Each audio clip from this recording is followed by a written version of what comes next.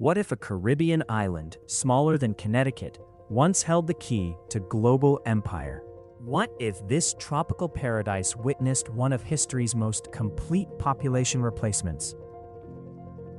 Puerto Rico's story is far more complex than beaches and tourism. Picture this. Thousands of years ago, Stone Age hunters paddled crude rafts across treacherous Caribbean waters. They arrived at an island they would call Borican. These Ortoroid people, setting out from South America's Orinoco Valley, lived simply. They hunted, gathered, and ate tremendous amounts of shellfish.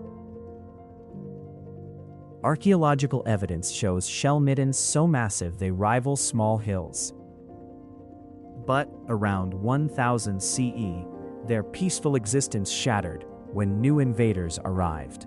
The Taíno swept in from the south, bringing advanced agriculture and complex social hierarchies.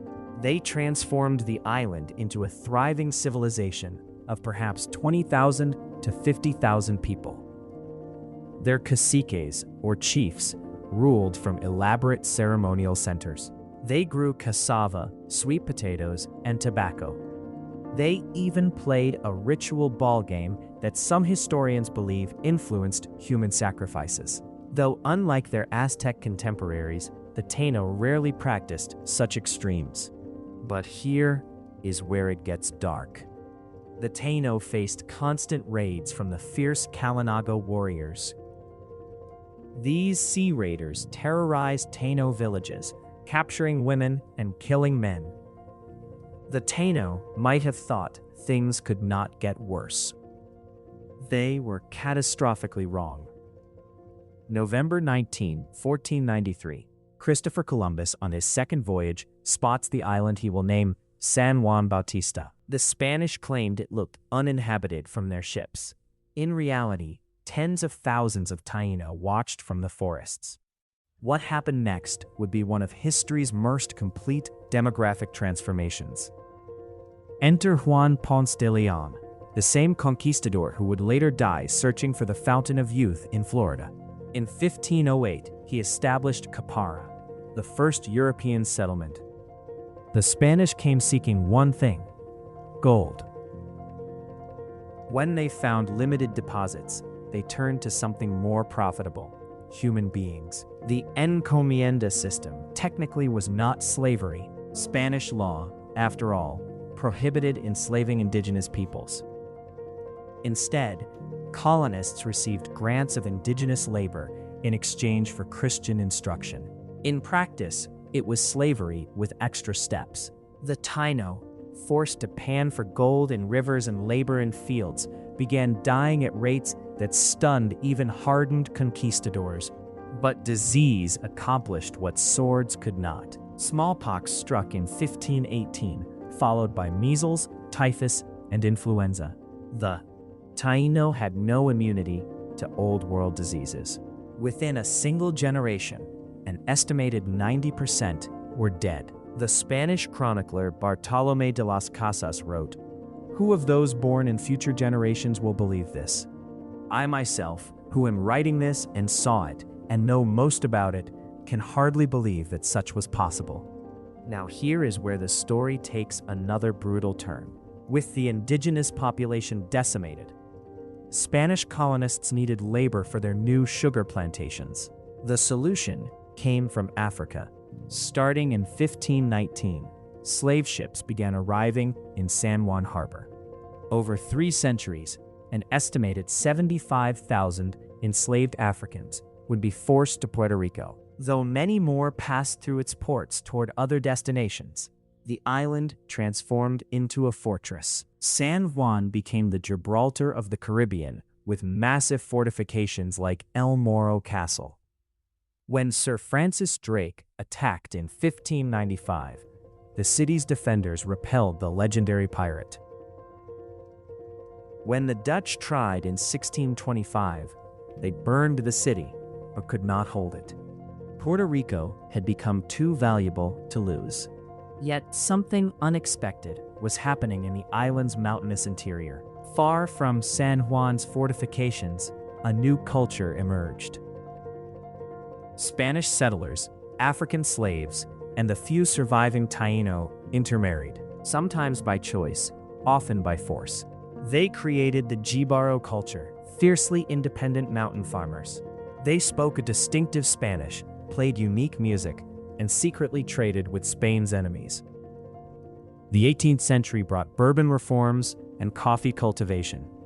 Puerto Rico's population exploded from 45,000 in 1765 to 155,000 by 1800. When Napoleon invaded Spain in 1808, most of Spanish America rebelled, but Puerto Rico remained loyal. Why? Perhaps because Spain had finally granted the island representation in the Cortes, Spain's parliament. Or perhaps because Puerto Rican elites feared slave rebellions more than colonial rule. But by the 1860s, Puerto Ricans demanded autonomy. Spain responded with increasingly desperate measures. The infamous El Componte torture method, where prisoners' limbs were slowly dislocated, became common. Yet Spain also abolished slavery in 1873, years before Brazil or Cuba. The island seemed poised for gradual independence. Then came 1898. The Spanish-American War lasted just 113 days, but it changed Puerto Rico forever. When American troops landed at Guanica on July 25, many Puerto Ricans actually welcomed them, believing the democratic United States would grant independence. The Treaty of Paris told a different story. Spain had not just lost Puerto Rico, it had sold the island and its people to America for $20 million. What followed defied every precedent in American history. The Foraker Act of 1900 created something new, an unincorporated territory. Puerto Ricans were not foreigners, but they were not Americans either. They existed in constitutional limbo. When the Supreme Court upheld this in the insular cases, Justice Henry Billings Brown wrote that Puerto Rico belonged to but was not part of the United States, a distinction that would have made Orwell proud. The Jones Act of 1917 granted U.S. citizenship just in time for 20,000 Puerto Ricans to be drafted for World War I. But here is the catch. Puerto Ricans could die for America, but could not vote for president. They paid federal taxes but received unequal federal benefits. As one Puerto Rican legislator noted, "We are good enough to die for democracy, but not good enough to practice it." Operation Bootstrap in the 1950s transformed Puerto Rico from agricultural backwater to industrial powerhouse. Per capita income rose 600% in 2 decades. Yet, this economic miracle came with a price. 2 million Puerto Ricans, 40% of the population, migrated to the mainland, creating the largest diaspora in the island's history. Hurricane Maria in 2017 exposed the colonial reality beneath the prosperity. The Category 4 storm killed an estimated 2,975 people, more than Hurricane Katrina. Federal response was sluggish compared to mainland disasters. The island's electric grid, already crippled by debt, collapsed entirely. Yet, amid the devastation, something remarkable happened. Puerto Ricans both on the island and mainland organized massive mutual aid networks. They put government responses to shame. Today, Puerto Rico exists in perpetual limbo.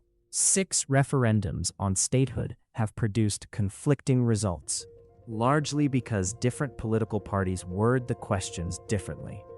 The island carries $74 billion in debt it cannot discharge through bankruptcy.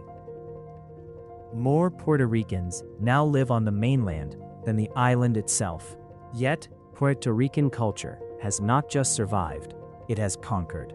From Supreme Court Justice Sonia Sotomayor to the global phenomenon of reggaeton, Puerto Rican influence shapes American culture in ways the Taíno could never have imagined. Perhaps that is Puerto Rico's ultimate paradox. A colony that colonized its colonizer's culture. An island that belongs to but is not part of the United States. A people who are citizens but cannot vote for their president. In an era when we celebrate independence and self-determination, why does the world's oldest colony still exist? And more provocatively, do Puerto Ricans even want independence anymore? Or has a century of limbo created something entirely new?